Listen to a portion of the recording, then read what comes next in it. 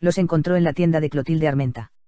Cuando los 6 pensé que eran puras bravuconadas, me dijo con su lógica personal, porque no estaban tan borrachos como yo creía.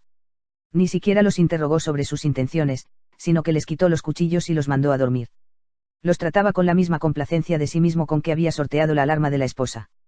Imagínense, les dijo, qué va a decir el obispo si los encuentra en ese estado. Ellos se fueron.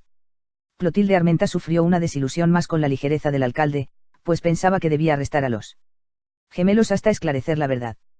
El coronel Aponte le mostró los cuchillos como un argumento final. Ya no tienen con qué matar a nadie, dijo. No es por eso, dijo Clotilde Armenta. Es para librar a esos pobres muchachos del horrible compromiso que les ha caído encima. Pues ella lo había intuido. Tenía la certidumbre de que los hermanos Vicario no estaban tan ansiosos por cumplir la sentencia como por encontrar a alguien que les hiciera el favor de impedírselo. Pero el coronel Aponte estaba en paz con su alma. No se detiene a nadie por sospechas, dijo. Ahora es cuestión de prevenir a Santiago Nassar, y feliz año nuevo. Clotilde Armenta recordaría siempre que el talante rechoncho del coronel Aponte le causaba una cierta desdicha, y en cambio yo lo evocaba como un hombre feliz, aunque un poco trastornado por la práctica solitaria del espiritismo aprendido por correo. Su comportamiento de aquel lunes fue la prueba terminante de su frivolidad. La verdad es que no volvió a acordarse de Santiago Nassar hasta que lo vio en el puerto, y entonces se felicitó por haber tomado la decisión justa. Los hermanos Vicario les habían contado sus propósitos a más de 12 personas que fueron a comprar leche, y éstas los habían divulgado por todas partes antes de las 6. A Clotilde Armenta le parecía imposible que no se supiera en la casa de enfrente. Pensaba que Santiago Nassar no estaba allí, pues no había visto encenderse la luz del dormitorio, y a todo el que pudo le pidió prevenirlo donde lo vieran. Se lo mandó a decir, inclusive, al padre Amador, con la novicia de servicio que fue a comprar la leche para las monjas. Después de las 4, cuando vio luces en la cocina de la casa de Plácida Linero, le mandó el último recado urgente a Victoria Guzmán con la pordiosera que iba todos los días a pedir un poco de leche por caridad. Cuando bramó el buque del obispo casi todo el mundo estaba despierto para recibirlo, y éramos muy pocos quienes no sabíamos que los gemelos Vicario estaban esperando a Santiago Nassar para matarlo, y se conocía además el motivo con sus pormenores completos. Clotilde Armenta no había acabado de vender la leche cuando volvieron los hermanos Vicario con otros 2 cuchillos envueltos en periódicos. Uno era de descuartizar, con una hoja oxidada y dura de 12 pulgadas de largo por 3 de ancho, que había sido fabricado por Pedro Vicario con el metal de una cegueta, en una época en que no venían cuchillos alemanes por causa de la guerra. El otro era más corto, pero ancho y curvo. El juez instructor lo dibujó en el sumario, tal vez porque no lo pudo describir, y se arriesgó apenas a indicar que parecía un alfanje en miniatura. Fue con estos cuchillos que se cometió el crimen, y ambos eran rudimentarios y muy usados. Faustino Santos no pudo entender lo que había pasado. Vinieron a afilar otra vez los cuchillos, me dijo, y volvieron a gritar para que los oyeran que iban a sacarle las tripas a Santiago Nassar, así que yo creí que estaban mamando gallo, sobre todo porque no me fijé en los cuchillos, y pensé que eran los mismos. Esta vez, sin embargo, Clotilde Armenta notó desde que los vio entrar que no llevaban la misma determinación de antes. En realidad, habían tenido la primera discrepancia. No solo eran mucho más distintos por dentro de lo que parecían por fuera, sino que en emergencias difíciles tenían caracteres contrarios. Sus amigos lo habíamos advertido desde la escuela primaria. Pablo Vicario era 6 minutos mayor que el hermano, y fue más imaginativo y resuelto hasta la adolescencia. Pedro Vicario me pareció siempre más sentimental, y por lo mismo más autoritario. Se presentaron juntos para el servicio militar a los 20 años, y Pablo Vicario fue eximido para que se quedara al frente de la familia. Pedro Vicario cumplió el servicio durante 11 meses en patrullas de orden público. El régimen de tropa, agravado por el miedo de la muerte, le maduró la vocación de mandar y la costumbre de decidir por su hermano. Regresó con una blenorragia de sargento que resistió a los métodos más brutales de la medicina militar, y a las inyecciones de arsénico y las purgaciones de permanganato del doctor Dionisio Iguarán. Solo en la cárcel lograron sanarlo. Sus amigos estábamos de acuerdo en que Pablo Vicario desarrolló de pronto una dependencia rara de hermano menor cuando Pedro Vicario regresó con un alma cuartelaria y con la novedad de levantarse la camisa para mostrarle a quien quisiera verla una cicatriz de bala de sedal en el costado izquierdo. Llegó a sentir, inclusive, una especie de fervor ante la blenorragia de hombre grande que su hermano exhibía como una condecoración de guerra. Pedro Vicario, según declaración propia, fue el que tomó la decisión de matar a Santiago Nassar, y al principio su hermano no hizo más que seguirlo. Pero también fue él quien pareció dar por cumplido el compromiso cuando los desarmó el alcalde, y entonces fue Pablo Vicario quien asumió el mando. Ninguno de los dos mencionó este desacuerdo en sus declaraciones separadas ante el instructor. Pero Pablo Vicario me confirmó varias veces que no le fue fácil convencer al hermano de la resolución final. Tal vez no fuera en realidad sino una ráfaga de pánico, pero el hecho es que Pablo Vicario entró solo en la pocilga a buscar los otros 2 cuchillos, mientras el hermano agonizaba gota a gota tratando de orinar bajo los tamarindos. Mi hermano no supo nunca lo que es eso, me dijo Pedro Vicario en nuestra única entrevista. Era como orinar vidrio molido. Pablo Vicario lo encontró todavía abrazado del árbol cuando volvió con los cuchillos. Estaba sudando frío del dolor, me dijo, y trató de decir que me fuera yo solo porque él no estaba en condiciones de matar a nadie. Se sentó en uno de los mesones de carpintero que habían puesto bajo los árboles para el almuerzo de la boda, y se bajó los pantalones hasta las rodillas. Estuvo como media hora cambiándose la gasa con que llevaba envuelta la pinga, me dijo Pablo Vicario. En realidad no se demoró más de 10 minutos, pero fue algo tan difícil, y tan enigmático para Pablo Vicario, que lo interpretó como una nueva artimaña del hermano para perder el tiempo hasta el amanecer. De modo que le puso el cuchillo en la mano y se lo llevó casi por la fuerza a buscar la honra perdida de la hermana. Esto no tiene remedio, le dijo, es como si ya nos hubiera sucedido. Salieron por el portón de la porqueriza con los cuchillos sin envolver, perseguidos por el alboroto de los perros en los patios. Empezaba a aclarar. No estaba lloviendo, recordaba Pablo Vicario. Al contrario, recordaba Pedro, había viento de mar y todavía las estrellas se podían contar con el dedo. La noticia estaba entonces tan bien repartida, que Hortensia Baute abrió la puerta justo cuando ellos pasaban frente a su casa, y fue la primera que lloró por Santiago Nassar. Pensé que ya lo habían matado. Me dijo, ¿por qué seis los cuchillos con la luz del poste? Y me pareció que iban chorreando sangre. Una de las pocas casas que estaban abiertas en esa calle extraviada era la de Prudencia Cotes, la novia de Pablo Vicario. Siempre que los gemelos pasaban por ahí a esa hora, y en especial los viernes cuando iban para el mercado, entraban a tomar el primer café. Empujaron la puerta del patio, acosados por los perros que los reconocieron en la penumbra del alba, y saludaron a la madre de Prudencia Cotes en la cocina. Aún no estaba el café. Lo dejamos para después, dijo Pablo Vicario, ahora vamos deprisa. Me lo imagino, hijos, dijo ella, el honor no espera. Pero de todos modos esperaron, y entonces fue Pedro Vicario quien pensó que el hermano estaba perdiendo el tiempo a propósito. Mientras tomaban el café, Prudencia Cotes salió a la cocina en plena adolescencia con un rollo de periódicos viejos para animar la lumbre de la hornilla.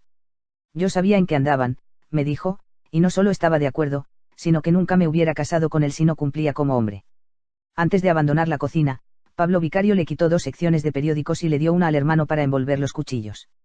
Prudencia Cotes se quedó esperando en la cocina hasta que los vio salir por la puerta del patio, y siguió esperando durante 3 años sin un instante de desaliento, hasta que Pablo Vicario salió de la cárcel y fue su esposo de toda la vida. Cuídense mucho, les dijo. De modo que a Clotilde Armenta no le faltaba razón cuando le pareció que los gemelos no estaban tan resueltos como antes, y le sirvió una botella de gordolobo de vaporino con la esperanza de rematarlos. Ese día me di cuenta, me dijo, de lo solas que estamos las mujeres en el mundo. Pedro Vicario le pidió prestado los utensilios de afeitar de su marido, y ella le llevó la brocha, el jabón, el espejo de colgar y la máquina con la cuchilla nueva, pero él se afeitó con el cuchillo de destazar. Clotilde Armenta pensaba que eso fue el colmo del machismo. Parecía un matón de cine, me dijo.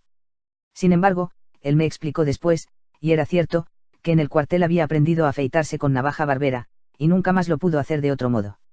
Su hermano, por su parte, se afeitó del modo más humilde con la máquina prestada de don Rogelio de la Flor. Por último se bebieron la botella en silencio, muy despacio, contemplando con el aire lelo de los amanecidos la ventana apagada en la casa de enfrente, mientras pasaban clientes fingidos comprando leche sin necesidad y preguntando por cosas de comer que no existían, con la intención de ver si era cierto que estaban esperando a Santiago Nassar para matarlo. Los hermanos Vicario no verían encenderse esa ventana. Santiago Nassar entró en su casa a las 4:20, pero no tuvo que encender ninguna luz para llegar al dormitorio porque el foco de la escalera permanecía encendido durante la noche. Se tiró sobre la cama en la oscuridad y con la ropa puesta, pues solo le quedaba 1 hora para dormir, y así lo encontró Victoria Guzmán cuando subió a despertarlo para que recibiera al obispo. Habíamos estado juntos en la casa de María Alejandrina Cervantes hasta pasadas las 3, cuando ella misma despachó a los músicos y apagó las luces del patio de baile para que sus mulatas de placer se acostaran solas a descansar.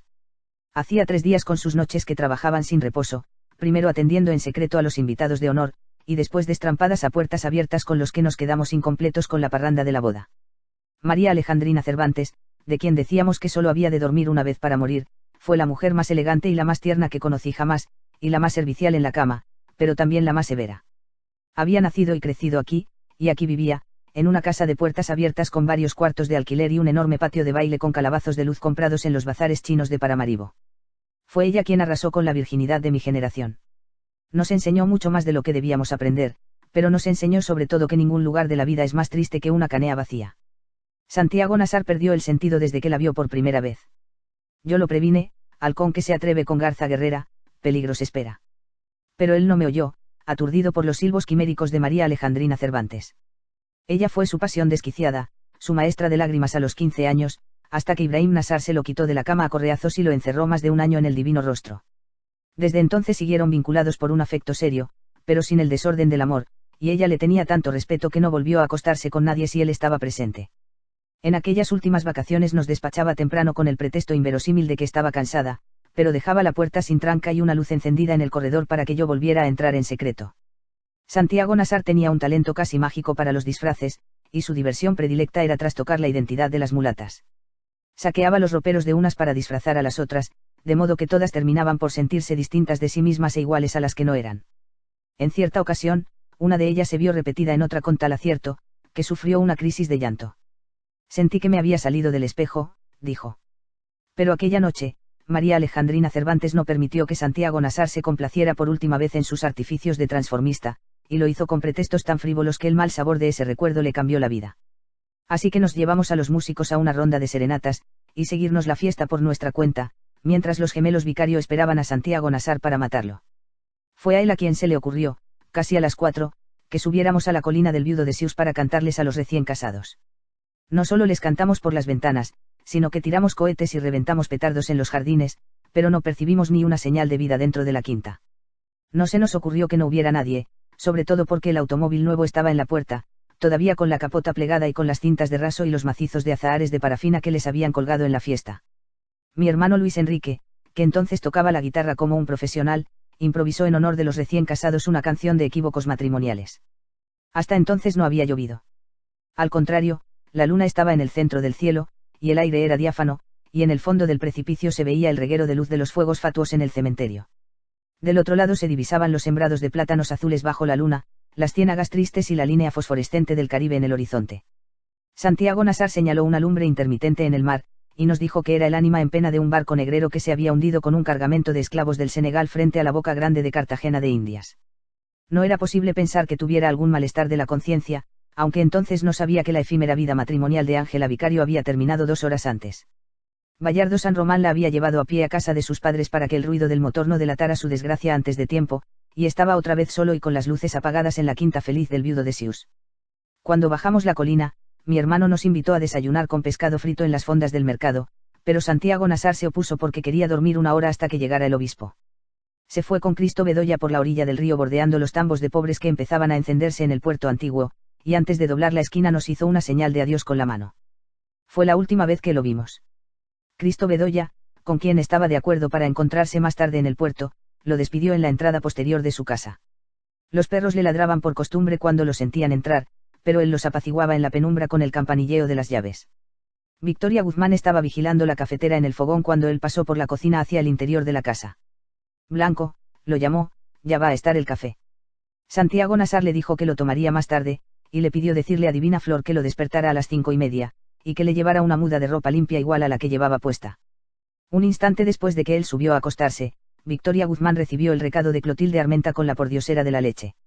A las 5:30 cumplió la orden de despertarlo, pero no mandó a Divina Flor sino que subió ella misma al dormitorio con el vestido de lino, pues no perdía ninguna ocasión de preservar a la hija contra las garras del boyardo. María Alejandrina Cervantes había dejado sin tranca la puerta de la casa.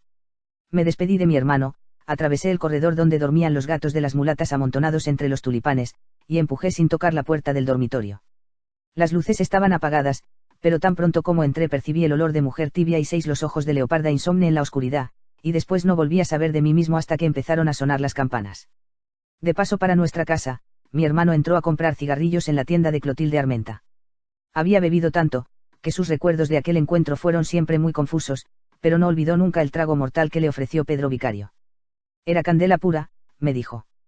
Pablo Vicario, que había empezado a dormirse, despertó sobresaltado cuando lo sintió entrar, y le mostró el cuchillo. Vamos a matar a Santiago Nassar, le dijo. Mi hermano no lo recordaba. Pero aunque lo recordara no lo hubiera creído, me ha dicho muchas veces. ¿A quién carajo se le podía ocurrir que los gemelos iban a matar a nadie, y menos con un cuchillo de puercos? Luego le preguntaron dónde estaba Santiago Nassar, pues los habían visto juntos a las 2, y mi hermano no recordó tampoco su propia respuesta. Pero Clotilde Armenta y los hermanos Vicarios se sorprendieron tanto al oírla, que la dejaron establecida en el sumario con declaraciones separadas. Según ellos, mi hermano dijo, Santiago Nasar está muerto. Después impartió una bendición episcopal, tropezó en el pretil de la puerta y salió dando tumbos. En medio de la plaza se cruzó con el padre Amador. Iba para el puerto con sus ropas de oficiar, seguido por un acólito que tocaba la campanilla y varios ayudantes con el altar para la misa campal del obispo. Al verlos pasar, los hermanos vicarios se santiguaron. Clotilde Armenta me contó que habían perdido las últimas esperanzas cuando el párroco pasó de largo frente a su casa. Pensé que no había recibido mi recado, dijo. Sin embargo, el padre Amador me confesó muchos años después, retirado del mundo en la tenebrosa casa de salud de Calafell, que en efecto había recibido el mensaje de Clotilde Armenta, y otros más perentorios, mientras se preparaba para ir al puerto. La verdad es que no supe qué hacer, me dijo. Lo primero que pensé fue que no era un asunto mío sino de la autoridad civil, pero después resolví decirle algo de pasada a Plácida Linero. Sin embargo, cuando atravesó la plaza lo había olvidado por completo. Usted tiene que entenderlo, me dijo, aquel día desgraciado llegaba el obispo. En el momento del crimen se sintió tan desesperado, y tan indigno de sí mismo, que no se le ocurrió nada más que ordenar que tocaran a fuego.